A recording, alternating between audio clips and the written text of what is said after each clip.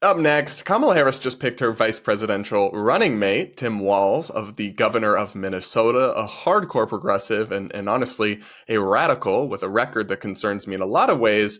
But in one of his first speaking opportunities as the vice presidential candidate for the Democratic Party, he decided to peddle a wild joke of a sexual smear against Republican VP nominee JD Vance. Let's take a listen.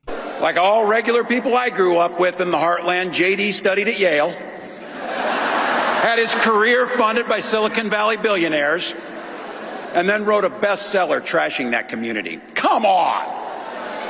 That's not what middle America is. And I gotta tell you, I can't wait to debate the guy.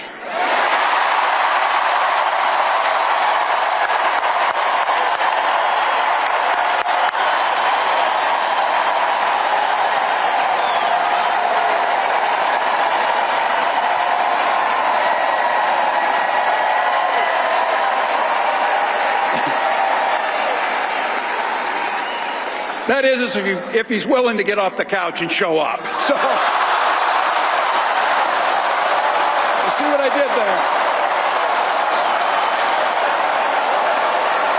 So this is a reference to a viral lie about JD Vance, the Republican vice presidential nominee, that has spread, claiming that in his best-selling book, Hillbilly Elegy, about growing up in Appalachia, he described having sex with a couch during his youth. This is not in the book. It is completely fake news. It all originates from a post on Twitter by a comedian, but it's one of those things that's just been parroted over and over again, originally just as a joke, but I'm telling you right now, a lot of people online actually believe this, actually think JD Vance had sex with a couch. And it's now being parroted by liberal media hosts and Democratic politicians kind of as a joke, but also, sometimes just thrown out there and not really clarified that it isn't real. And I find this really disgusting. You're spreading a sexual lie about your political opponents. That's not cool. That's not okay. Now, if it was just a joke, if it was purely made by a comedian in a comedic setting,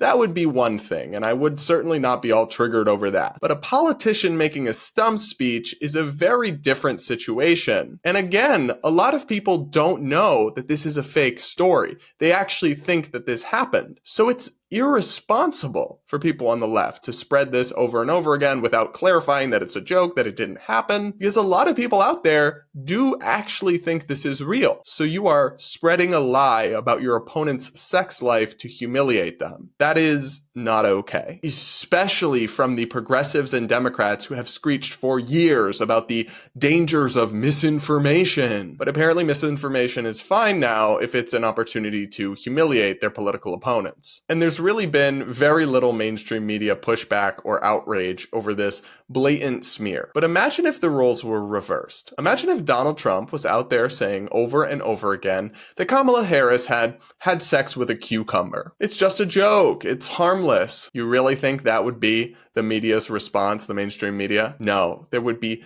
screeching headlines about misinformation and lies and smears and attacking a woman and so many other things. It's the double standard here that really gets me. And the fact that not everyone understands that this is just a joke, that this didn't happen. If that was clear to everyone, maybe I could say, okay, it's just a joke, but it's not. Online as well, this is just spread like absolute wildfire. And to be clear, a lot of the stuff online does make it clear that this is a joke, like this viral video I'm about to show you that has more than 1 million views. Okay, so there's this rumor online that JD Vance wrote about having sex with his couch. That's not true, and today we're going to prove it. I should also say that I used to work in Democratic politics, and so as much as I hate JD Vance, I hate misinformation more. Anyway, here's a page. There's no number, but it's 179. Let's give it a read. During my first year at Yale, I felt like nobody would accept the real me.